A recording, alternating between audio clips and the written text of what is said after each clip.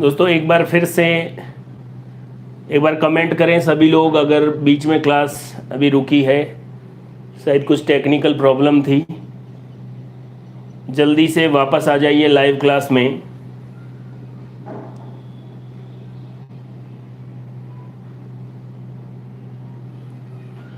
नहीं आ रहा? हाँ? अभी वाला देखना आ रहा ना?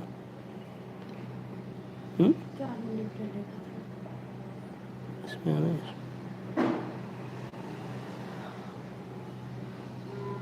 आ रहा ना?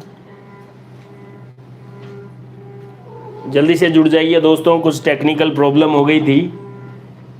जुगल यादव, बिल्कुल सभी लोग वापस आ जाइए। 11 लोग जुड़े हुए हैं, पता नहीं आज एकदम से प्रॉब्लम हो गई है, कनेक्शन वापस आ गया है। जल्दी से सभी लोग वापस आ जाइए। अब अपन बात कर रहे थे दोस्तों, हनुमान धाकड़ सर में मयंक एंड रोहित धाकड़ दोनों का स्वागत है। रोहित, तो दोस्तों अपन बात कर रहे थे छोटी आंत में प्रोटीन का पाचन। तो कुछ जनरल बातें मैंने आपको शुरुआत में बता दी थी। यहाँ देखिए दोस्तों, अमीनो एसिड, ये देखिए अमीनो अम्ल, एक अमीनो एसिड दूसरे अमीनो एसिड से ऐसे यहाँ पर जुड़ जाएगा, फिर से कौन आ जाएगा, यहाँ से नया अमीनो एसिड आ जाएगा। तो बहुत सारे अमीनो एसिड ऐसे आपस में मिलकर किसका निर्माण करते हैं, प्रोटीन का निर्माण करते हैं। 16 लोग लाइव हैं, बाकी को भी आप लिंक शेयर कर दें। उनको लगा क्लास बंद हो गई है, कुछ टेक्निकल प्रॉब्लम आ गई थी। बाकी सभी लोग वापस जल्दी से जुड़ जाइए। तो अमीनो एसिड को आपस में जोड़ने वाला जो बंध है, उस बंध का नाम है पेप्टाइड बंध। बड़े ध्यान से देखना दोस्तों, पेप्टाइड बंध, peptide bond. Indian army Suresh sir भी जुड़ चुके हैं क्लास से, बहुत बहुत स्वागत है लाइव क्लास में। बदमाश, बिल्कुल बदमाश लोग भी जुड़ रहे हैं क्लास में, वेरी गुड। डेविल, सभी लोगों का बहुत बहुत स्वागत है लाइव क्लास में। तो ये देख लीजिए, पेप्टाइड बॉन्ड क्या होगा, दो अमीनो एसिड को आपस में जोड़ने वाला जो बॉन्ड है उसको क्या बोलेंगे, peptide.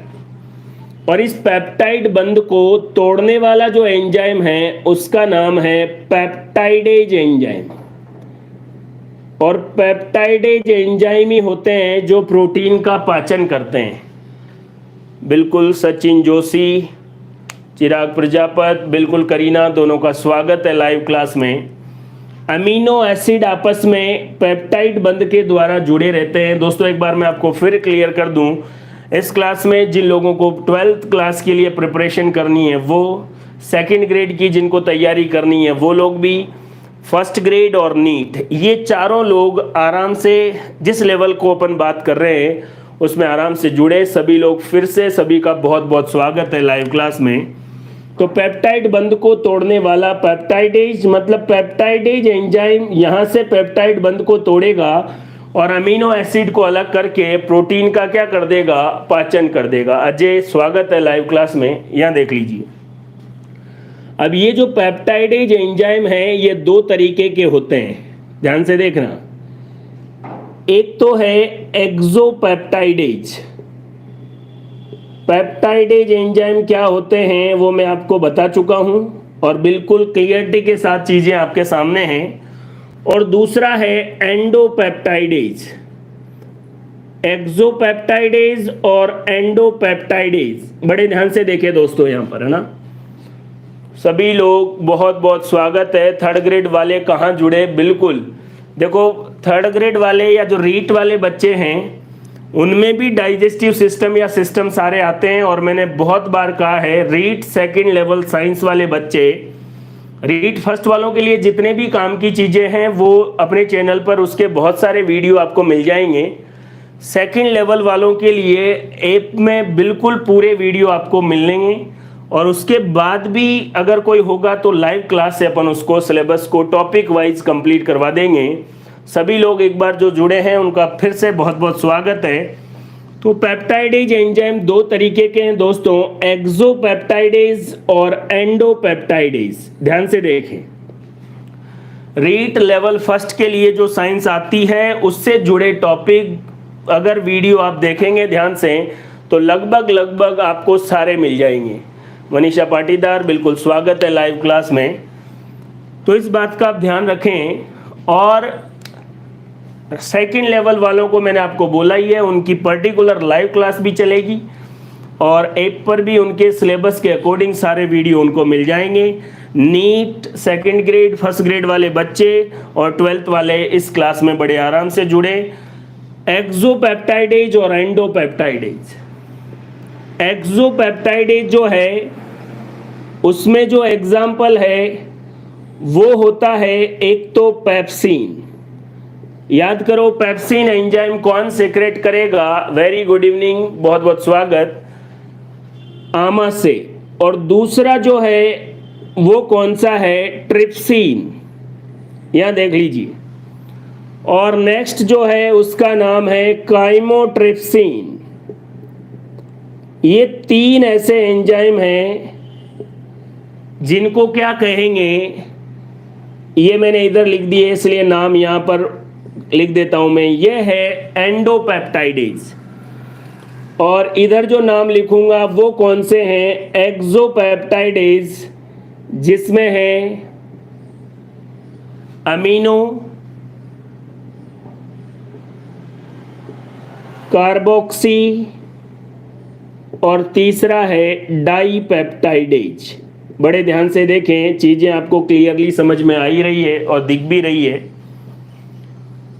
Amino peptidase, carboxy peptidase और डाइपेप्टाइडेज। एक बार फिर से जो लोग नए जुड़े हैं उनको क्लियरिटी के साथ फिर बता रहा हूं। बहुत सारे अमीनो एसिड आपस में मिलके क्या बनाते हैं? प्रोटीन बनाते हैं। अमीनो एसिड को जोड़ने वाला बंध पेप्टाइड बंध, और एक एंजाइम होता है पेप्टाइडेज एंजाइम जो किसको तोड़ेगा? पेप्टाइड बंध को। और ये पेप्टाइडेज एंजाइम 2 टाइप के, एंडोपेप्टाइडेज और एक्सोपेप्टाइडेज। एंडोपेप्टाइडेज में पेप्सिन, ट्रिप्सिन, काइमोट्रिप्सिन। एक्सोपेप्टाइडेज में अमीनो पेप्टाइडेज, कार्बोक्सी पेप्टाइडेज और डाइपेप्टाइडेज। एंडो और एक्सो में क्या अंतर है? किसी भी अमीनो एसिड की अगर आप चेन देखेंगे तो एक तरफ क्या होता है? लास्ट में अमीनो समूह जुड़ा रहता है NH2, और दूसरी तरफ कौन सा ग्रुप जुड़ा रहता है? COOH, कार्बोक्सिलिक एसिड जो ग्रुप है वो इसमें जुड़ा रहेगा। अगर कोई पेप्टाइडेज एंजाइम इस पूरे को बीच में से काटे, यहां से बीच में से, तो ऐसे एंजाइम क्या कहलाएंगे? एंडोपेप्टाइडेज। और उनके एग्जाम्पल कौन है? Pepsin, trypsin, chymotrypsin. इसमें से पेप्सिन कहां पर पाया जाता है? आपको पता है, आमाशय में। बाकी ये दोनों किस में पाए जाएंगे? अग्नाशय या पैनक्रियाज से संबंधित है। इधर देख लीजिए। तो एंडोपेप्टाइडेज क्या करेंगे? जो अमीनो एसिड की श्रृंखला है उसको बीच में से काटेंगे, अंदर से काटेंगे, इसलिए वर्ड कौन सा आ रहा है? एंडो। एक्सोपेप्टाइडेज क्या करेंगे? एक्सोपेप्टाइडेज जो है वो किनारों से काटेंगे, या तो इधर NH2 जो समूह है इधर वाले से काटेंगे, या जिधर COO या कार्बोक्सिलिक समूह है उधर वाले से काटेंगे। अगर अमीनो की तरफ से काटेंगे तो उसको अमीनो पेप्टाइडेज, और कार्बोक्सिलिक अम्ल की तरफ से काटेंगे तो उसको क्या बोलेंगे? Carboxy peptidase. और डाइपेप्टाइडेज तो नाम से ही पता लग रहा है, अगर 2 पेप्टाइडेज आपस में जुड़े हुए हो तो उनको अलग करने का क्या कहलाएगा? उसको क्या कहलाएगा? Dipeptidase enzyme. कितने लोग? 28 लोग अभी लाइव है, सभी का बहुत बहुत स्वागत है। तो दोस्तों पेप्टाइडेज एंजाइम एंडो, एक्सो, एंडो में कौन कौन और एक्सो में कौन कौन, ये मैंने आपको बता दिए। पहला क्वेश्चन तो जो जनरल एग्जाम में यही आएगा, निम्न में से कौन एक्सोपेप्टाइडेज है, कौन एंडोपेप्टाइडेज? आमाशय में पाया जाने वाला पेप्सिन एंडोपेप्टाइडेज है, ट्रिप्सिन, काइमोट्रिप्सिन एंडोपेप्टाइडेज है, बाकी एक्सोपेप्टाइडेज है अमीनो, जो अमीनो या NH2 ग्रुप की तरफ से काटे, और कार्बोक्सी जो COOH ग्रुप की तरफ से, और डाइपेप्टाइडेज का मतलब 2 को तोड़ने वाला जो एंजाइम है उसको क्या बोलेंगे, डाइपेप्टाइडेज। अब एंजाइमों के नाम के बाद अपन बात कर रहे हैं किसके बारे में, कि कौन सा एंजाइम क्या काम करता है, किसको तोड़ता है, ये देख लीजिए। ध्यान से देखना है दोस्तों, यहाँ देख लीजिए, यहाँ आ जाइए। सभी लोग जो लाइव क्लास में जुड़े हैं सभी का बहुत बहुत स्वागत है। पूरी 1 घंटे की लाइव क्लास में आपको अटेंड रहना है, चीज़ों को समझना है। तो दोस्तों प्रोटीन किस में टूटेगा, बड़े बड़े पेप्टाइडेज में। फिर वो किस में टूट जाएगा, छोटे छोटे पेप्टाइडेज में। और छोटे छोटे पेप्टाइडेज किस में टूट जाएंगे, अल्फा अमीनो एसिड में।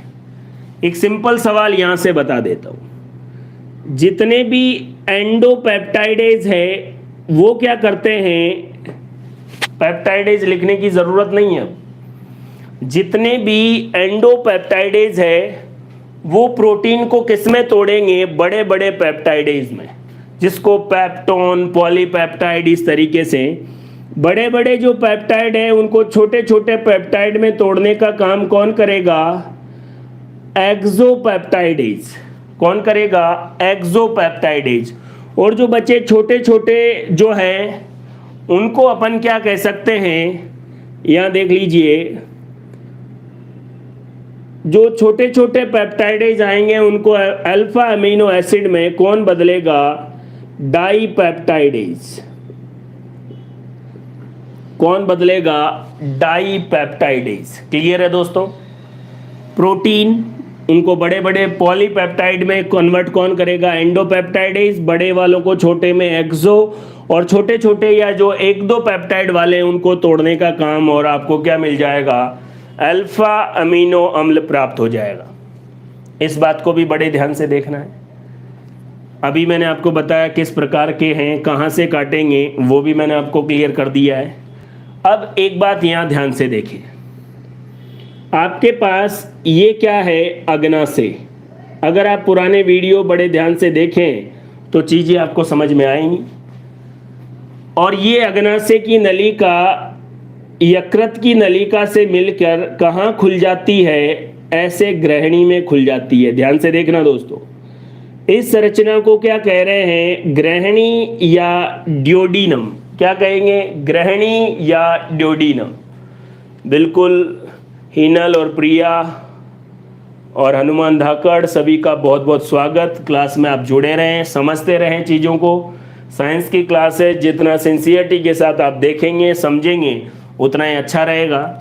तो यहाँ देखो दोस्तों, ये जो अग्नाशय हैं इससे कौन कौन से एंजाइम स्रावित होते हैं वो मैं आपको बताता हूं। पहला, इस अग्नाशय के अंदर पाया जाता है ट्रिप्सिनोजन। बड़े ध्यान से देखना दोस्तों, अग्नाशय के अंदर जो एंजाइम है उसका नाम है ट्रिप्सिनोजन एंजाइम। ये जो ट्रिप्सिनोजन एंजाइम है ये प्रो एंजाइम है। कौन सा एंजाइम है, प्रो एंजाइम। और प्रो एंजाइम जब भी आ गया मतलब ये क्या है, इनएक्टिव एंजाइम है, निष्क्रिय एंजाइम है। ट्रिप्सिनोजन सक्रिय एंजाइम नहीं है। ये एंजाइम यहां अग्नाशय से निकलकर और किस में आ जाता है, ग्रहणी में। यहां आ गया और ग्रहणी में आकर ये ट्रिप्सिनोजन किस में बदल जाएगा, ट्रिप्सिन में। बड़े ध्यान से देखिए, और ये जो ट्रिप्सिन है ये क्या है, एक्टिव एंजाइम है, सक्रिय एंजाइम है। पहली बात, क्या आमाशय ने ट्रिप्सिन स्रावित किया है, आमाशय ने, सॉरी अग्नाशय ने, पैनक्रियाज, अग्नाशय ने क्या स्रावित किया है, ट्रिप्सिनोजन। वो अग्नाशय से निकलकर ग्रहणी में आ गया और फिर वहां जाके किस में बदला है, ट्रिप्सिन में। तो अग्नाशय ने तो ट्रिप्सिनोजन ही स्रावित किया था। इस ट्रिप्सिनोजन को ट्रिप्सिन में बदलने का काम कौन करता है, यहां बड़े ध्यान से देखिए, एंटेरोकाइनेज। कौन करेगा, एंटेरोकाइनेज। एंटेरोकाइनेज एक पदार्थ है जो ट्रिप्सिनोजन कहाँ आ जाएगा, ग्रहणी में, तो उस ट्रिप्सिनोजन को किस में बदल देगा, ट्रिप्सिन में। और ये एंटेरोकाइनेज जो ग्रहणी है, ड्यूोडेनम है, उसकी म्यूकोजा के द्वारा स्त्रावित किया जाता है। तो यहां से आपको एक बात क्लियर पता लग गई है कि अग्नाशय के अंदर ट्रिप्सिनोजन बनता है, ट्रिप्सिन नहीं। और ये जो बिल्कुल प्रशांत, हरिराम, सभी का बहुत बहुत स्वागत। ट्रिप्सिनोजन ग्रहणी में आएगा और ट्रिप्सिन में बदल जाएगा। ये प्रो एंजाइम है, इनएक्टिव एंजाइम है, और ट्रिप्सिन जो है एक्टिव एंजाइम है। तो कन्वर्जन आपको समझ में आ गया। प्रोटीन बड़े पेप्टाइड में और बड़े छोटे में और छोटे अमीनो एसिड में, इनको एंडो, इनको एक्सो और इनको डाइपेप्टाइडेज तोड़ने का काम करेंगे। इसी बात को मैं आगे और समझाता हूं। इस पूरी जगह को मैं खाली कर देता हूं ताकि आपको समझ में आए। यहां देख लीजिए। अब डायग्राम नहीं बना के मैं आपको ऐसे बता रहा हूं कि यह है अग्नाशय, बोले तो पैनक्रियाज। सभी लोग 31 लोग लाइव है, सभी का बहुत बहुत स्वागत। और सभी लोग लाइव क्लास में पूरे टाइम तक बने रहें, समझते रहें चीज़ों को, बड़े ध्यान से चीज़ों को देखें। बुक्स भी अगर आप देखेंगे तो भी आपको चीज़ें उस क्लियरिटी के साथ नहीं मिलने वाली है। क्लास कितने बजे होती है? रोज़ाना क्लास 4 बजे होती है और अभी अपन पाचन तंत्र के बारे में पढ़ रहे हैं। तो दोस्तों अपन बात कर रहे हैं अग्नाशय के बारे में। और अग्नाशय से चीज़ें किस में चली जाएगी, ग्रहणी बोल दे या छोटी आंत बोल दे, यही है। अभी डायग्राम में मैंने आपको यही बताया। अग्नाशय से एक एंजाइम स्रावित हुआ, उसका नाम क्या था, ट्रिप्सिनोजन। अभी मैंने आपको बताया। वो ट्रिप्सिनोजन छोटी आंत में या ग्रहणी में जाकर किस में बदल गया, ट्रिप्सिन में। बिल्कुल क्लियर है। और ये जो ट्रिप्सिन है कौन है, एंटेरोकाइनेज। एंटेरोकाइनेज ट्रिप्सिनोजन को किस में बदलेगा दोस्तों, ट्रिप्सिन में। दिलकुश सर, क्या आप की थ्योरी पढ़ाते हैं, आईटीआई की थ्योरी? अभी अपन डाइजेस्टिव सिस्टम के बारे में बात करेगा। अब ये जो ट्रिप्सिन है वो खुद ट्रिप्सिनोजन को किस में बदल देगा, ट्रिप्सिन में। और याद करो इसी बात को क्या कहते थे, स्व उत्प्रेरण, सेल्फ इंडक्शन कह सकते हैं, स्व उत्प्रेरण।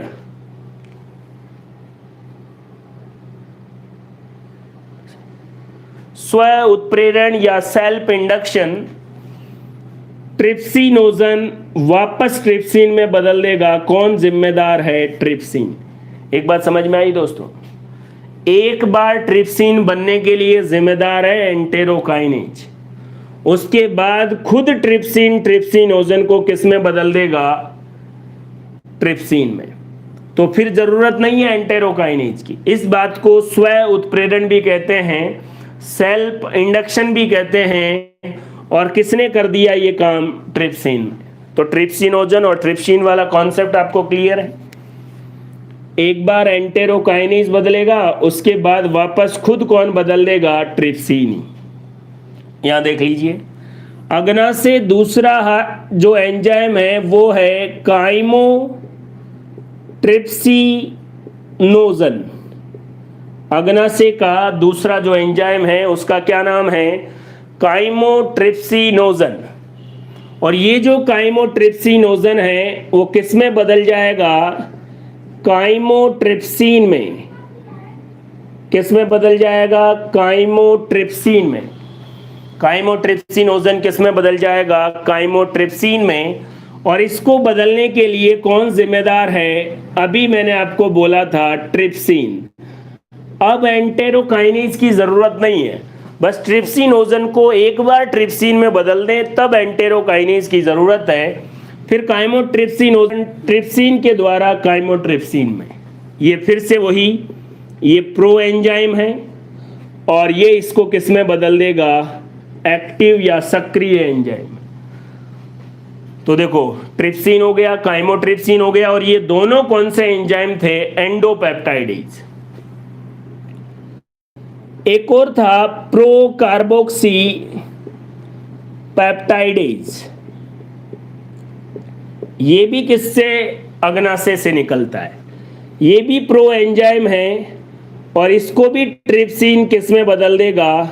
कार्बोक्सी पेप्टाइडेज में। और याद रखें कार्बोक्सी वर्ड आ रहा है मतलब अमीनो एसिड को कौन से वाले सिरे से काटेगा? कार्बोक्सिलिक एसिड वाले सिरे से। और इसको बदलने का काम भी कौन करेगा? ट्रिप्सिन। और ये भी कौन सा एंजाइम है? इनएक्टिव एंजाइम है। क्लियर है दोस्तों? अग्नाशय या पैनक्रियाज के अंदर, अग्नाशय या पैनक्रियाज के अंदर जितने भी एंजाइम बनते हैं वो इनएक्टिव होते हैं। छोटी आंत या ड्यूोडेनम में आके ही वो एक्टिव या सक्रिय होते हैं और उनको एक्टिव करने के लिए एंटेरोकाइनेज जिम्मेदार। और एक बार ट्रिप्सिन बन गया तो सभी के लिए कौन जिम्मेदार होगा? ट्रिप्सिन। तो ये था अग्नाशय से रिलेटेड जो एंजाइम हैं उनके बारे में। अब मैं यहाँ पर इनको मिटा देता हूँ। मैंने आपको सब कुछ क्लियर कर दिया है। कौन एक्सोपेप्टाइडेज है, कौन एंडोपेप्टाइडेज है, उनके नाम क्या क्या है, कौन कहाँ से काटेगा, और पेप्टाइडेज एंजाइम किसका पाचन करेंगे? प्रोटीन का। अब मैं आपको यहाँ पर उसी बात को दोबारा रिपीट कर रहा हूँ। जो प्रोटीन आपने खाया है कुछ पाचन तो पेप्सिन ने कर दिया, उसके बाद उस प्रोटीन से क्या बन गए? बड़े पेप्टाइडेज बन गए। क्या बन गए? बड़े पेप्टाइडेज। और इसके लिए जिम्मेदार कौन कौन है? एक एंजाइम तो ट्रिप्सिन और दूसरा एंजाइम कौन सा? काइमोट्रिप्सिन। और याद करिए ये दोनों ही एंडोपेप्टाइडेज है, जो बात मैं आपको पहले क्लियर कर चुका हूं। एंडोपेप्टाइडेज। और फिर ये जो बड़े पेप्टाइडेज है ये किस में बदल गए? छोटे छोटे पेप्टाइडेज में। और याद करो इसके लिए जिम्मेदार जो है वो कौन है? Carboxy peptidase. और दूसरा कौन सा है? Amino peptidase. अमीनो पेप्टाइडेज और कार्बोक्सी पेप्टाइडेज इनको छोटे छोटे पेप्टाइडेज में बदल देगा। और छोटे छोटे पेप्टाइडेज फिर किस में बदल जाएंगे? अल्फा अमीनो अम्लों में। किस में बदल जाएंगे? अल्फा अमीनो अम्लों में। यहां तक ये सारी बातें कौन जिम्मेदार है? अग्नाशय या पैनक्रियाज। क्लियर है दोस्तों? अब छोटी आंत में और भी बहुत सारी बातें होती है, उसका क्या रोल है उसको भी अगर अपन बड़े ध्यान से देखें तो यहां देखिए अपन बात कर रहे हैं किसके बारे में? छोटी आंत के बारे में। छोटी आंत में आपको पता है लीबर कुहन की दरारें पाई जाती है। कौन? लीबर कुहन की दरारें। और उनमें क्या संरचना पाई जाती है वो मैंने आपको कैसे बनती है, क्या बनता है, वीडियोस में पूरा बता दिया है। वहां पर एक एंजाइम होता है इरिप्सिन। ध्यान से देखना दोस्तों। और छोटी आंत के अंदर जो इंटेस्टाइनल जूस है, आंत्रीय रस, उससे प्राप्त होगा इरिप्सिन। और ये इरिप्सिन जो है एक्सोपेप्टाइडेज का समूह है। इरिप्सिन क्या है? किसका ग्रुप है? Group of exopeptidase. और एक्सोपेप्टाइडेज क्या होते हैं मैंने आपको बता दिया है। तो छोटी आंत के जितने भी पेप्टाइडेज एंजाइम होंगे वो या तो कार्बोक्सी पेप्टाइडेज होंगे या अमीनो पेप्टाइडेज होंगे और या क्या होंगे? डाई पेप्टाइडेज होंगे। समझ रहे हैं? ये ले छोटी आंत के जितने भी एंजाइम होंगे वो कौन से होंगे? क्लास स्टॉप हो गई है? अभी तो चल रही है ना? बीच में अभी क्लियर है? बीच में कुछ टेक्निकल प्रॉब्लम की वजह से क्लास रुक गई थी। तो दोस्तों ये बातें आपको याद में रखनी है। प्रोटीन सीधा किस में बदल जाएगा? अमीनो एसिड में। तो बिल्कुल कार्बोक्सीपेप्टाइडेज बदलने के बाद भी इनएक्टिव रहता है क्या? कहाँ? प्रोकार्बोक्सीपेप्टाइडेज एक्टिव होगा तो कार्बोक्सीपेप्टाइडेज में बदलेगा। प्रो है तब तक इनएक्टिव है, और अगर कार्बोक्सीपेप्टाइडेज है तो क्या रहेगा? एक्टिव रहेगा। ठीक है दोस्तों, तो इसको मैं मिटा देता हूं। प्रोटीन का पाचन छोटी आंत में और छोटी आंत में दो जगह मैंने आपको समझा दिया है, अग्नाशय के द्वारा और दूसरा आंत्रीय रस के द्वारा। ठीक है, क्या एंडोपेप्टाइडेज क्या एक्सोपेप्टाइडेज पूरी बात क्लियर की है। फिर भी 1 मिनट में इन सारी बातों को मैं आपको बता रहा हूं, कोई दिक्कत नहीं है सर। बिल्कुल, यहाँ देखिए, अगर आपसे कोई पूछे कि आंत में प्रोटीन का पाचन, अब आप 1 मिनट के अंदर मैंने इतनी देर में जो बात बताई है उसको रिवाइज कर लें। आंत के अंदर प्रोटीन का पाचन, तो आपको 2 जगह देखना है। कौन कौन सी? आंत के अंदर एक तो किसके द्वारा होता है? अग्नाशयी रस के द्वारा, पैनक्रियाटिक जूस के द्वारा, और दूसरा किसके द्वारा होता है? इंटेस्टाइनल जूस, आंत्रीय रस के द्वारा। और ये जो आंत्रीय रस है वो कौन कौन सी संरचना है जो रेगुलर है? उनको याद होगा, ब्रूनर ग्रंथि, पेयर्स पैचेज और लीबर कुहन की दरारें। इन तीनों संरचनाओं से मिलकर क्या बनता है? आंत्रीय रस। इन तीनों संरचनाओं का जो सीक्रेशन है उसको क्या बोलेंगे? आंत्रीय रस कहेंगे। यहां देख लीजिए, तो अग्नाशय रस हो गया पैनक्रियास द्वारा, इंटेस्टाइनल जूस किस किस के द्वारा? ब्रूनर ग्लैंड, पेयर पैचेज और लीबर कोन की दरारें। अग्नाशय जो रस है वो क्या करेगा?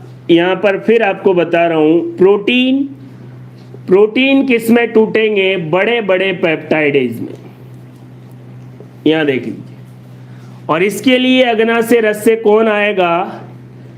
एक तो आएगा कौन? ट्रिप्सिन। अब आप समझ जाना, अग्नाशय रस ट्रिप्सिन नहीं, ट्रिप्सिनोजन, उसको एंटेरोकाइनेज किस में बदल देगा? ट्रिप्सिन में। और दूसरा कौन सा है? काइमोट्रिप्सिन। कौन सा? काइमोट्रिप्सिन। ये इनएक्टिव फॉर्म में कैसे थे वो आपको बता चुका हूं। इसी अग्नाशय के द्वारा कौन स्रावित होते हैं? अमीनो पेप्टाइडेज और साथ में कार्बोक्सी पेप्टाइडेज। और ये किसको किस में बदल देंगे? छोटे छोटे पेप्टाइडेज में। किस में बदल देंगे दोस्तों? छोटे छोटे पेप्टाइड में बदल देंगे। अमीनो वाला अमीनो ग्रुप से तोड़ेगा, कार्बोक्सी वाला COOH ग्रुप से तोड़ेगा। और छोटे छोटे एंजाइम फिर किस में बदल जाएंगे? अल्फा अमीनो एसिड में, अल्फा अमीनो अम्लों में। तो ये जो आंतरीय रस है इसमें भी अमीनो पेप्टाइडेज पाए जाते हैं, इसी आंतरीय रस में भी कार्बोक्सी पेप्टाइडेज भी पाए जाते हैं, और इसी आंतरीय रस में कौन पाया जाता है? डाईपेप्टाइडेज। क्या पाया जाता है? डाईपेप्टाइडेज, जो छोटे छोटे पेप्टाइडेज को किस में बदल देगा? अल्फा अमीनो एसिड में। और ये तीनों प्रकार का जो एंजाइमों का ग्रुप है इसको किस नाम से जाना जाता है? इरिप्सिन। और ये इरिप्सिन किस प्रकार के एंजाइम का ग्रुप है? एक्सोपेप्टाइडेज का। अग्नाशय और छोटी आंत किस प्रकार से प्रोटीन का पाचन करती है, ये मैं आपको बिल्कुल क्लियरिटी के साथ समझाने के लिए सारी चीज़ें, इससे ज़्यादा कुछ नहीं है। किसी भी लेवल पर आप बात कीजिए, अगर आपको अभी कुछ बातें कम समझ में आ रही है तो बाद में आप वीडियो देखें, क्लियरिटी के साथ आपको और समझ में आ जाएगी। जितने भी लोग लाइव क्लास में जुड़े हैं सभी का बहुत बहुत स्वागत है। तो प्रोटीन का डाइजेशन कंप्लीट हो गया है, कौन कौन जिम्मेदार है वो मैंने आपको क्लियरली बता दिया है। यहाँ देख लीजिए दोस्तों, अब मैं प्रोटीन के पाचन को कंप्लीट करने के बाद, क्योंकि प्रोटीन किस में बदल जाता है? अमीनो एसिड में, तो उसके बाद कौन है? वसा का पाचन। प्रोटीन के पाचन के बाद कौन है? वसा या फैट का डाइजेशन। क्लियर है दोस्तों? क्या लिखा हुआ है? नॉर्मल फैट, सामान्य वसा किस में बदल जाती है? इमल्सिफाइड फैट में। इस बात को समझें, नॉर्मल या जो सामान्य फैट है वो किस में बदल जाएगी? इमल्सिफाइड या हिंदी में पाइसीकृत वसा। यहां देख लीजिए। और पाइसीकरण का मतलब क्या है? बहुत बार मैंने आपको बताया है, वसा का इमल्सिफिकेशन या पाइसीकरण किसे कहते हैं? वसा का इमल्सिफिकेशन या पाइसीकरण किसे कहते हैं? वसा की बड़ी बूंद का, फैट की बड़ी बूंद का छोटी छोटी बूंदों में बदल जाना क्या कहलाएगा? वसा का पाइसीकरण। और इस वसा के पाइसीकरण के लिए जिम्मेदार है कौन? जिम्मेदार है पित्त लवण। याद करो, जब लीवर मैंने आपको पढ़ाया था तब बोला था। और पित्त लवण में भी कौन कौन? यहां देख लीजिए, कार्बनिक। पित्त लवण भी दो प्रकार के होते थे, कार्बनिक और अकार्बनिक। उसमें भी कौन होंगे? कार्बनिक। कौन कौन? सोडियम ग्लाइकोलेट, सोडियम ग्लाइकोलेट और सोडियम टारोकोलेट। ठीक है दोस्तों? पित्त लवण के लिए जिम्मेदार कौन कौन है और कौन कौन से कार्बनिक पित्त लवण है? सोडियम ग्लाइकोलेट और सोडियम टारोकोलेट, जो वसा की बड़ी बूंद को छोटी छोटी बूंदों में बदल देंगे। इसी को क्या कहेंगे? Emulsification of fat. और ये पित्त लवण किस में पाया जाता है? बाइल जूस में, पित्त रस में। और बाइल जूस जो है कहां से निकलता है? गॉल ब्लैडर से, पित्ताशय से। और पित्ताशय लीवर के राइट भाग में पाया जाता है। इसका मतलब वसा के पाइसीकरण में, इमल्सिफिकेशन ऑफ फैट में किसका योगदान है? लीवर का। दोस्तों याद रखें, यकृत किसी भी प्रकार के एंजाइम का स्त्रवण नहीं करता है। यकृत वसा का पाचन नहीं करता है, वसा का पाइसीकरण करता है। पित्त रस में जो कार्बनिक पित्त लवण है, बाइल सॉल्ट है, सोडियम ग्लाइकोलेट और सोडियम टारोकोलेट, वो बड़ी बूंद को किस में बदल देगा? छोटी छोटी बूंदों में। ठीक है? तो ये क्या हो गया? वसा का पाइसीकरण। ठीक है?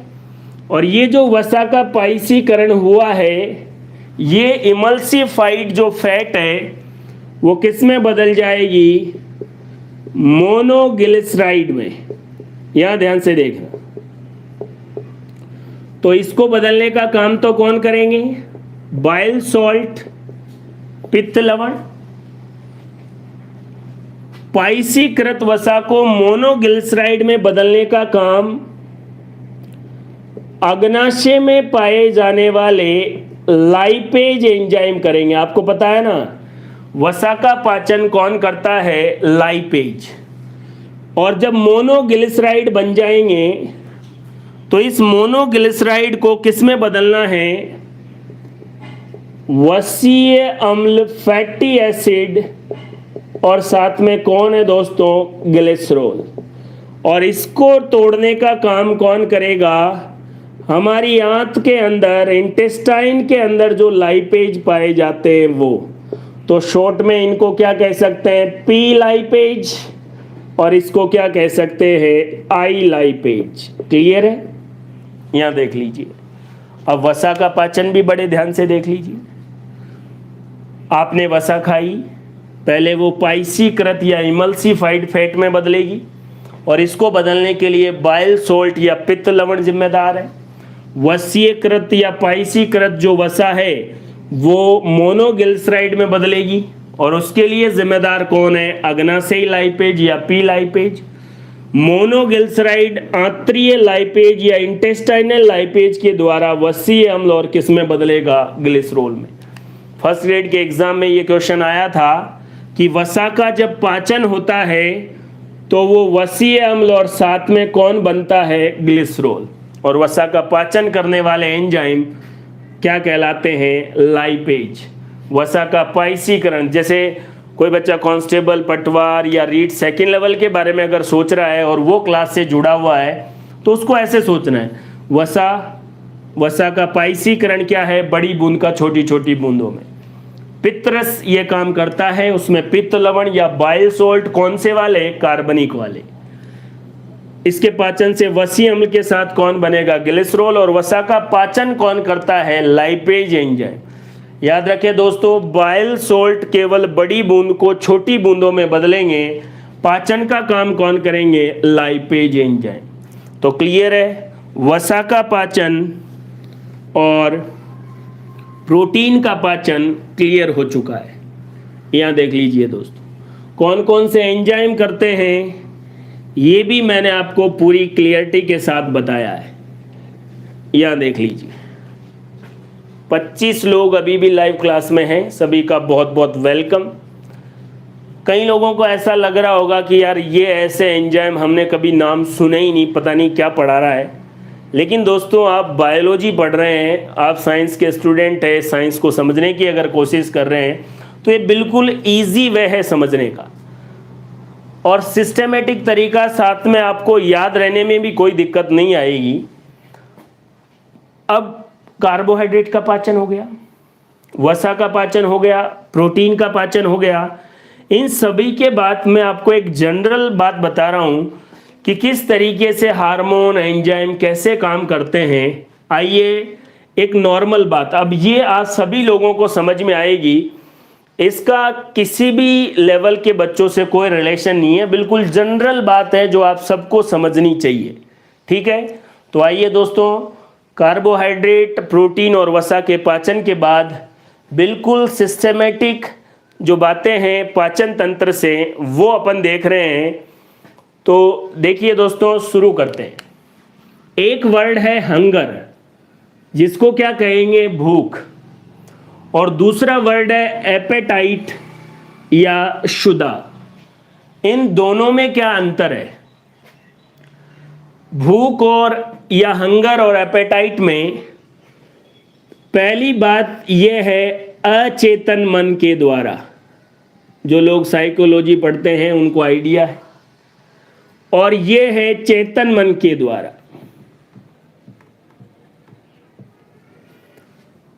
भूख का मतलब है कि आपके शरीर के अंदर से कोई सिग्नल आया है, लेकिन क्षुधा का मतलब है कि आपने किसी मिठाई की दुकान पर अच्छी सी मिठाई देखी और फिर आपको खाने की इच्छा हुई है कि यार ये वाली मिठाई तो खा ले तो अच्छा ही रहे। लेकिन भूख के लिए आपको अंदर से सिग्नल मिलेंगे, और वो कहां से सिग्नल मिलेंगे वो भी देखिए दोस्तों। यहां पर मैंने एक संरचना बनाई है, ये जो डिब्बा बनाया है ये है हाइपोथैलेमस। यहां देख लीजिए, यहां नाम लिख रहा हूं उसका मैं, हाइपोथैलेमस। ये देख लीजिए, और ये हाइपोथैलेमस यहां पर इससे एक संरचना के द्वारा ये मटर के दाने के समान एक ग्रंथि लटकी हुई है। तो ये आप चाहें तो मैं उसी को यहां पर भी बना सकता हूं, ये हाइपोथैलेमस, ये देख लीजिए। और यहां पर एक ये संरचना है, और फिर ये मटर के दाने के समान एक ग्रंथि यहां पर है, ये देखिए ऐसी संरचना वहां बनी हुई। ये ऊपर हाइपोथैलेमस, ये जो नीचे है इसको कहते हैं पिट्यूटरी ग्लैंड या पीयूष ग्रंथि। कौन सी ग्रंथि? पिट्यूटरी ग्लैंड या पीयूष ग्रंथि। पहला सवाल सभी टाइप के जो एग्जाम में पूछा जाता है, मास्टर ग्रंथि या मास्टर ग्लैंड किसको कहा जाता है? पीयूष ग्रंथि को। और हाइपोथैलेमस क्या है? इस मास्टर का भी मास्टर है, तो इसका क्या नाम है? मास्टर ग्रंथि का भी मास्टर किसको कहा जाएगा? हाइपोथैलेमस को। क्लियर है दोस्तों? पिट्यूटरी ग्लैंड, हाइपोथैलेमस, ये दोनों यहां जिस संरचना के द्वारा जुड़े रहते हैं, इस संरचना का नाम है इनफंडिबुलम। क्या नाम है? पीयूष ग्रंथि हाइपोथैलेमस से जिस संरचना के द्वारा जुड़ी रहती है उस संरचना का नाम है इन्फंडिबुलम। और ये जो हाइपोथैलेमस आपको दिख रहा है, आज अपने को जो इससे रिलेटेड बातें देखनी है उसके बारे में बड़े ध्यान से देखिए। इसके यहाँ साइड में दो सेंटर पाए जाते हैं एच वाले, इधर भी और इधर भी। और ये जो सेंटर है ये किसके लिए जिम्मेदार है? हंगर के लिए, भूख के लिए। मतलब आपको भूख लगती है, इस भूख लगने से संबंधित जो सूचनाएं हैं इनका जो कंट्रोल है वो किसके द्वारा होगा? हाइपोथैलेमस के अंदर भूख के क्या पाए जाएंगे? सेंटर। तो हंगर के लिए सेंटर ये रहे। यहां बीच में एक सेंटर पाया जाएगा जिसको कहेंगे एस, और एस का नाम है सेटाइटी सेंटर। बिल्कुल मध्य में जो पाया जाएगा उसका नाम है सेटाइटी सेंटर, और ये है तृप्ति का केंद्र। जैसे आपको भूख लग रही है तब भी सूचना क्या कहाँ से जाएगी? हाइपोथैलेमस से।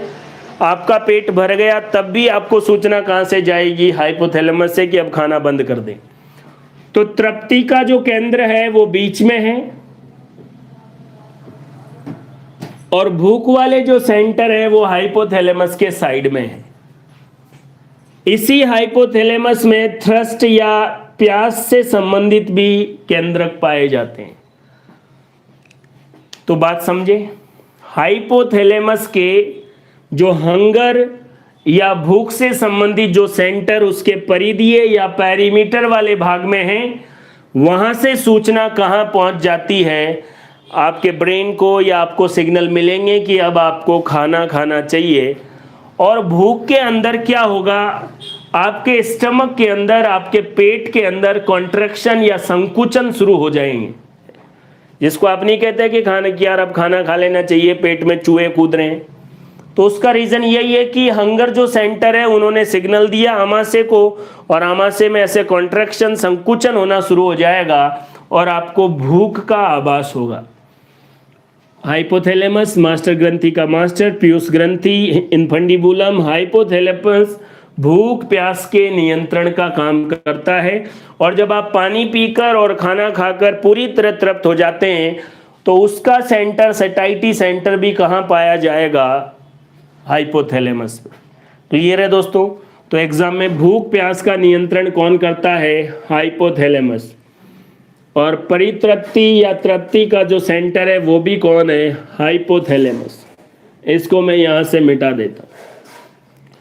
तो जब आपको भूख लगी तो आपने खाना खाया, खाना खाया तो उसमें लार मिश्रित हो गई, टाइलिन एंजाइम। फिर आपकी ग्रसिका या भोजन नली तक जो जाएगा उसको क्या कहेंगे? बोलस। और आपको पता है क्रमानुकुंचन या पेरिस्टालिस मूवमेंट के द्वारा वो खाना कहाँ चला जाएगा? स्टमक में चला जाएगा, पेट में चला जाएगा। और खाना पेट के अंदर चला गया, इसको भी अपन मिटा देते हैं। ये बातें मैंने आपको पहले भी समझा दी है। इन बातों को आपको बड़े ध्यान से देखना है। जैसे ही आपने खाना खाना शुरू किया, ये देख लीजिए, जैसे ही आपने खाना खाना शुरू किया, पेट में भोजन पहुंचा, इस स्टमक के अंदर ग्राही शिथिलन हो जाता है, रिसेप्टिव रिलैक्सेशन। ग्राही शिथिलन मतलब जैसे ही आपने खाना खाना शुरू किया, सभी लोगों का बहुत बहुत स्वागत। नेक्स्ट जो प्लानिंग है, अच्छा हरिराम गुर्जर, बिल्कुल। अभी दोस्तों अपन बात करते हैं किसके बारे में कि देखो खाना अपन ने खा लिया, पेट में आ गया, किस तरीके से चीज़ें कंट्रोल हो रही है उसी बारे में अपन बात कर रहे हैं। रीड के लिए मैंने आपको बताया, और 12th क्लास वाले जो बच्चे हैं उनको मैं रेगुलर लाइव क्लास में पढ़ा ही रहा हूँ, वो बड़े ध्यान से देखें, लाइव क्लास में जुड़े रहें। रिसेप्टिव रिलैक्सेशन का मतलब है जैसे आपने खाना खाना ही शुरू किया तो आपका आमाशय फैल जाता है, और आपके आमाशय में कितने 2 से 4 लीटर तक आप भोजन ग्रहण कर सकते हैं। अगर आपके आमाशय में ग्राही शिथिलन या रिसेप्टिव रिलैक्सेशन नहीं होता तो हर 20 मिनट या आधे घंटे के बाद आपको खाना खाने की जरूरत पड़ती। लेकिन रिसेप्टिव रिलैक्सेशन या ग्राही रिलैक्सेशन के कारण आपका आमाशय फैल जाता है और 2 से 4 लीटर भोजन को क्या कर लेता है, ग्रहण कर लेता है। तो ये बात भी आपको ध्यान में रखनी है। इसको भी ये लो मैं मिटा देता हूँ। अब देखिए बड़े ध्यान से, यहाँ आ जाइए, है ना। क्या सिस्टम है ये मैं आपको यहाँ पर बता देता हूँ। भोजन नली और ये है आमाशय। जिन लोगों ने आमाशय को पहले पढ़ा है और अगर वो लाइव क्लास में जुड़े हुए हैं तो याद रखें दोस्तों, यहाँ देख लीजिए। अभी मैं केवल समझाने के लिए ही, एक प्रकार की कोशिकाओं का समूह पाया जाता था जिसको क्या कहते थे, अर्जेंटाफिल सेल्स। अर्जेंटाफिल्स, याद आ रहा है? क्या करता है ये, इसके अंदर बहुत सारी सेल पाई जाती है, लेकिन एक जो कोशिका है उसका नाम है जी कोशिका, जी सेल। और ये जी सेल क्या स्त्रावित करती है, एक हार्मोन स्त्रावित करती है जिसका नाम है गैस्ट्रीन। और ये अर्जेंटाफिल किसमें पाई जाती है, गैस्ट्रिक ग्लैंड में, जिसको क्या कह सकते हैं, जठर ग्रंथि। क्या बोलेंगे दोस्तों? देखो एक बात और मैं आपको क्लियर कर दूं, पढ़ने में मजा उन्हीं को आएगा जो रेगुलर लाइव क्लास में है, रेगुलर वीडियो देख रहे हैं। कोई आज पहली बार क्लास में आया है, अगर उसने पहले कभी डाइजेस्टिव सिस्टम पढ़ा है तो भी उसको बहुत इंटरेस्ट आएगा, लेकिन कभी उसने डाइजेस्टिव सिस्टम के बारे में सोचा ही नहीं और वो सोचे कि उसको भी पढ़ने में मजा आए, ऐसा बिल्कुल नहीं हो सकता। तो अर्जेंटा गैस्ट्रिक ग्लैंड के अंदर, अर्जेंटाफिल सेल के अंदर जी सेल वो किसका स्रवण करती है, गैस्ट्रीन हार्मोन का। ठीक है, तो जैसे ही आपके पेट में भोजन आ गया,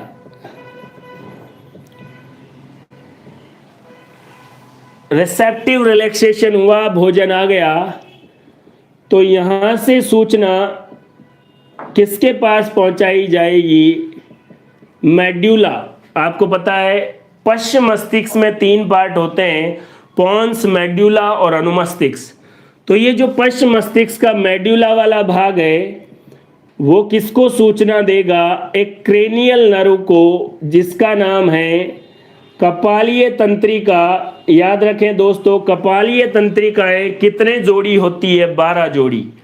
उसमें से ये जो मैं बता रहा हूं वो कौन से नंबर वाली है, 10 वाली, जिसका नाम क्या है, वेगस। और इसके बारे में आप याद रखें, सबसे लंबी कपालीय तंत्रिका कौन सी है, सबसे लंबी कपालीय तंत्रिका वेगस है। कौन से नंबर वाली है, 10वें नंबर वाली।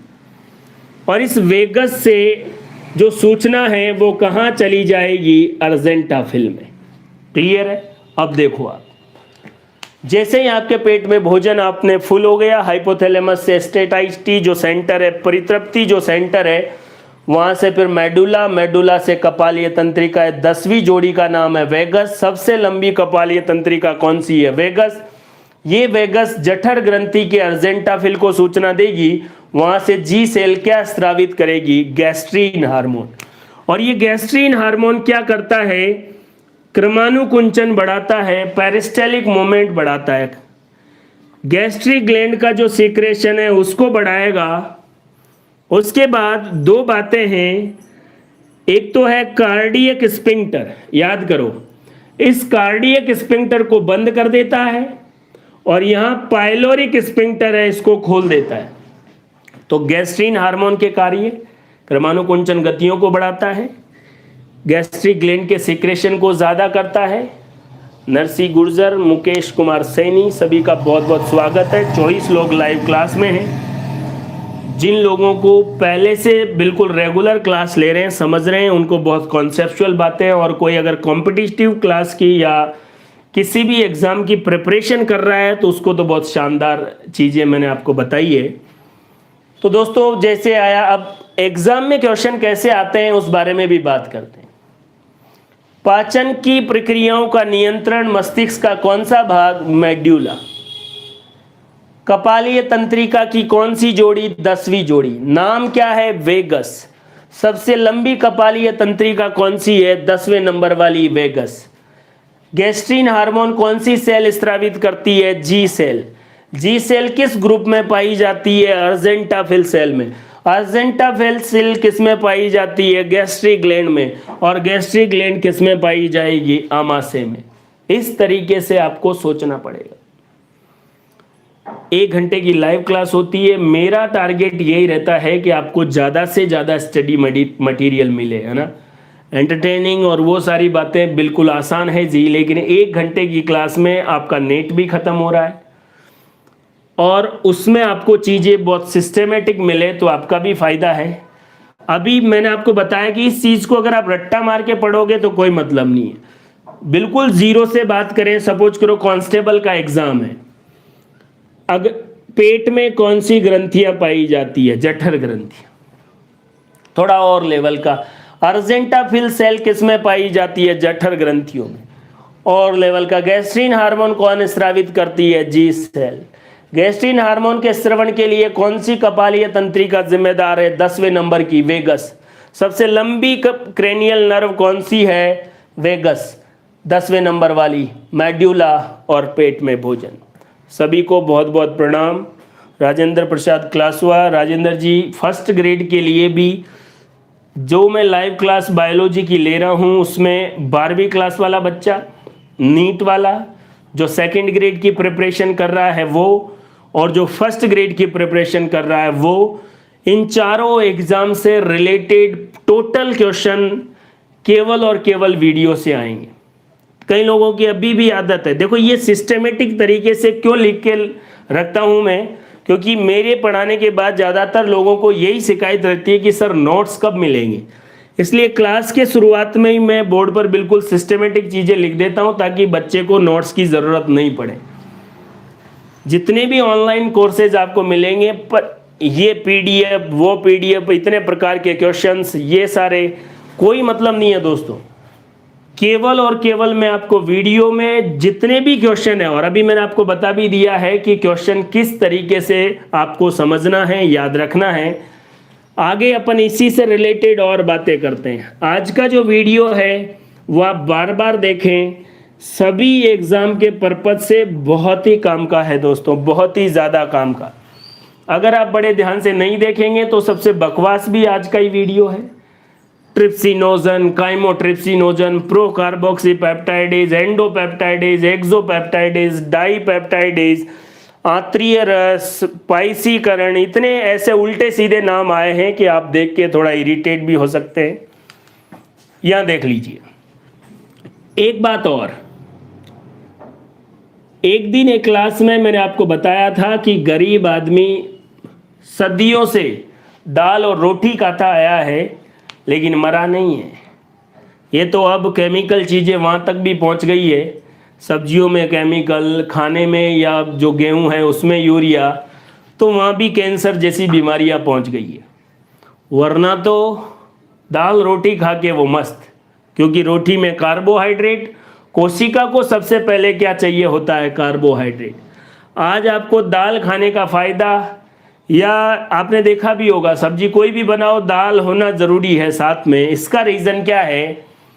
ये आपका आमाशय है।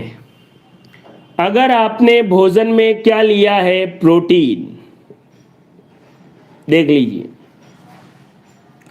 और आप ये तो जानते ही हैं ना कि दाल जो है प्रोटीन के स्रोत है। अगर हमारे लिए जो प्रोटीन का बेस्ट स्रोत है वो कौन है? दाल।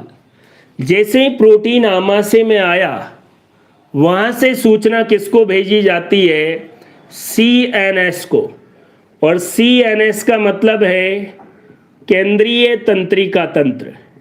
क्या नाम है दोस्तों? एक बात मैं आपको और क्लियर कर दूं, 23 लोग लाइव क्लास में जुड़े हुए हैं। किसी भी बुक में आप इस तरीके का पैटर्न इस इजी लैंग्वेज में अगर आपको मिले तो आप मेरे को भी बताएं।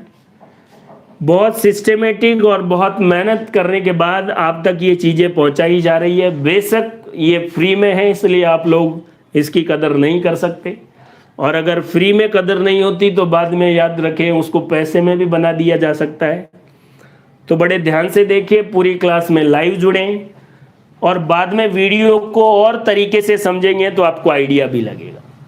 तो आपने दाल खाई, प्रोटीन आपके पेट में, प्रोटीन जैसे गया CNS सेंट्रल नर्वस सिस्टम तक सूचना गई और इसने वापस अब दोबारा लिखने की जरूरत नहीं है, किस सूचना दे दी, जी सेल को। और ये जी सेल क्या स्रावित करेगा, गैस्ट्रीन। और याद रखें ये गैस्ट्रीन क्या क्या काम करेगा, एक तो आपके आमाशय के अंदर पेरिस्टेलिक मूवमेंट, क्रमानुकुंचन गतियां तेज कर देगा। आपके आमाशय की जो जठर ग्रंथि है उस जठर ग्रंथि को स्टिमुलेट कर देगा, उद्दीपित कर देगा। और अगर ये दोनों काम होते हैं तो मतलब आमाशय में पाचन बहुत अच्छे तरीके से होगा। क्लियर है? तो खाओ दाल। दाल खाने से भी आमाशय के पाचन पर असर होता है दोस्तों। दाल, प्रोटीन, केंद्रीय तंत्रिका तंत्र, जी सेल, गैस्ट्रीन और गैस्ट्रीन हार्मोन आमाशय की एक्टिविटी को क्या करता है, उद्दीपित करता है। तो इस तरीके से मैंने आपको क्या बता दिया है दोस्तों कि गैस्ट्रीन हार्मोन का कंट्रोल कैसे कैसे होता है। अब इससे जुड़ी हुई एक और बात करते हैं, फिर आज की लाइव क्लास ओवर। इससे पहले जो वीडियो था उसमें कुछ प्रॉब्लम आ गई थी। यहाँ देखिए दोस्तों, ये जो गैस्ट्रीन हार्मोन है इसके secretion, rate of gastrin hormone, ये किन किन बातों पर निर्भर करता है। पहला, अगर पीएच ज्यादा है तो भी गैस्ट्रीन हार्मोन ज्यादा स्रावित होगा। पीएच ज्यादा का मतलब समझ रहे हैं, अम्लीयता से क्षारीयता की तरफ। दूसरी बात है, अगर अभी मैंने आपको बताया था खाने में अगर प्रोटीन ज्यादा है, दाल अगर आप खा रहे हैं तो भी क्या होगा दोस्तों, बनवारी सैनी, बिल्कुल स्वागत है बनवारी। तो प्रोटीन ज्यादा है तब भी गैस्ट्रीन हार्मोन का सिक्रेशन ज्यादा होगा। और अगर किसी ने अल्कोहल पी लिया है तो भी गैस्ट्रीन हार्मोन का सिक्रेशन ज्यादा होगा। अगर किसी ने मऊड़ी पी ली है तो भी गैस्ट्रीन ज्यादा। इसका मतलब कई लोग सोच रहे होंगे कि आज ही 2 पैग लगाऊंगा, ऐसा करने की ज़रूरत नहीं है। गैस्ट्रीन हार्मोन का लेवल ज़्यादा। और दूसरा, कैफीन, चाय और कॉफ़ी में जो पाया जाने वाला पदार्थ है उस कैफीन की वजह से भी गैस्ट्रीन हार्मोन की दर प्रभावित होती है। कौन कौन से? कैफीन, अल्कोहल, प्रोटीन और पीएच ज़्यादा। अगर ये चीज़ें ज़्यादा है तो गैस्ट्रीन हार्मोन का लेवल भी क्या होगा। गैस्ट्रीन हार्मोन कौन स्रावित करता है? जी सेल। जी सेल कौन सा समूह में होगा? अर्जेंटाफिल समूह। अर्जेंटाफिल समूह किस में पाई जाती है? जठर ग्रंथि में। और जठर ग्रंथि किससे संबंधित है? पेट से संबंधित है, स्टमक से संबंधित है। क्लियर है दोस्तों? तो ये मैंने आपको बता दिया गैस्ट्रीन से रिलेटेड। इसको मैं मिटा देता हूँ। दारू पियो, कॉफ़ी पियो, प्रोटीन और पीएच, ये जितने ज़्यादा उतना ही गैस्ट्रीन हार्मोन ज़्यादा होगा। एक और बात मैं आपको बता दूं, गैस्ट्रीन ज़्यादा भी नहीं होना चाहिए। अति हर चीज़ की खराब है, उसी बात को मैंने यहाँ पर समझाया है। यहाँ देख लीजिए, यहाँ आ जाइए, ये देख लीजिए। कई लोगों को ऐसा लग रहा होगा कि अच्छा अल्कोहल ज़्यादा लेने से गैस्ट्रीन हार्मोन ज़्यादा होगा, तो ये तो मज़े की बात है। ऐसा नहीं है दोस्तों, हर चीज़ की लिमिट होगी। और अगर कोई हार्मोन ज़्यादा हो जाता है तो उसको कंट्रोल भी किया जाता है।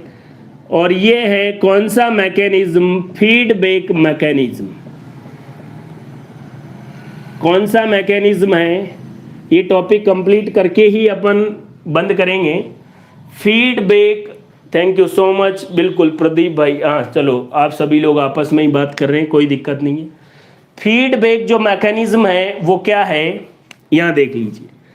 लीबर कुहन की दरारें, छोटी आंत के अंदर 2 जो दीर्घ रोम है उनके बीच जो लैमिना प्रोपरिया है उसके अंदर जो संरचना है लीबर कोहेन की दरारें, उसमें कौन कौन सी एस सेल, आई सेल, के सेल। हुआ क्या, जब कम पीएच वाला कायम ग्रहणी में चला गया, क्या हुआ कि गैस्ट्रीन का लेवल बहुत ज्यादा हो गया।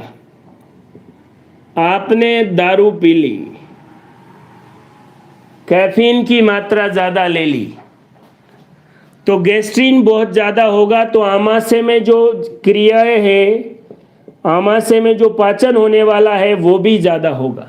और दोस्तों आमाशय में सबसे ज्यादा रोल किसका है, HCl का, तो HCl भी ज्यादा। तो आमाशय में पाचन होने के बाद जो भोजन इधर आता है, याद रखें उस भोजन को क्या कहते हैं, कायम।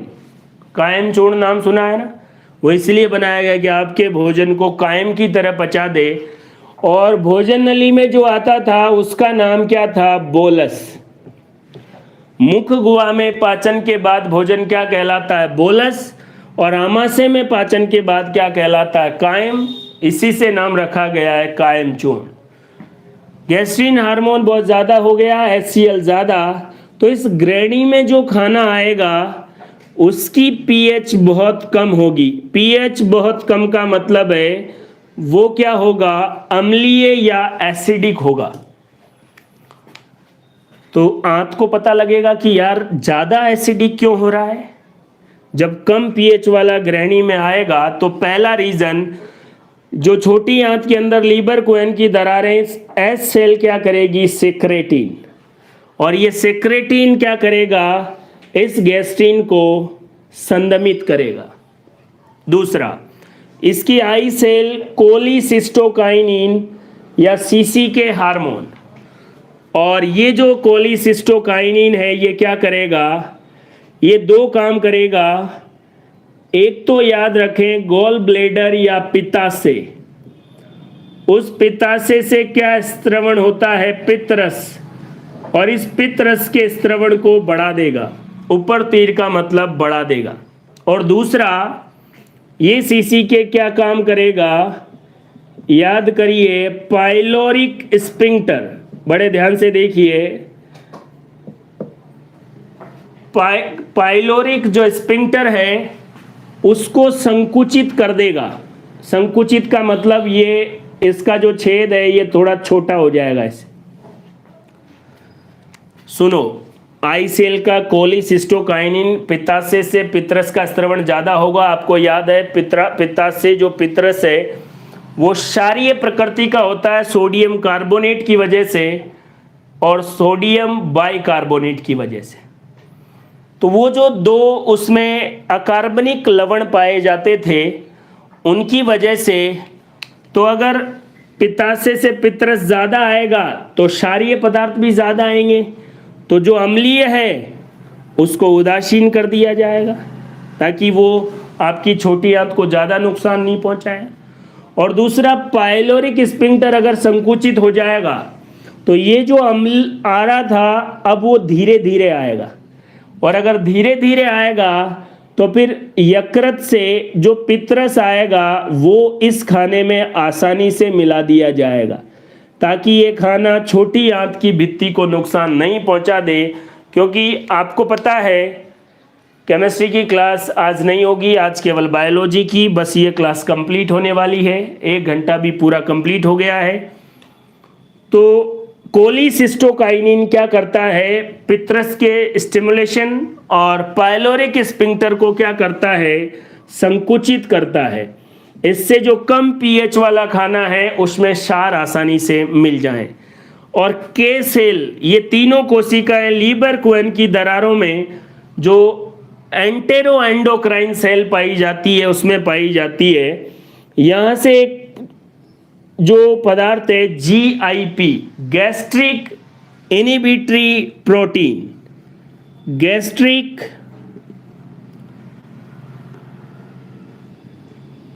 इनहिबिटरी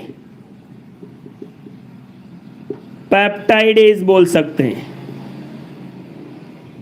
इसका नाम है एक एंटेरोगेस्ट्रोन, और एंटेरो का मतलब है ये भी इस गैस्ट्रीन हार्मोन को क्या करेगा, संदमित करेगा।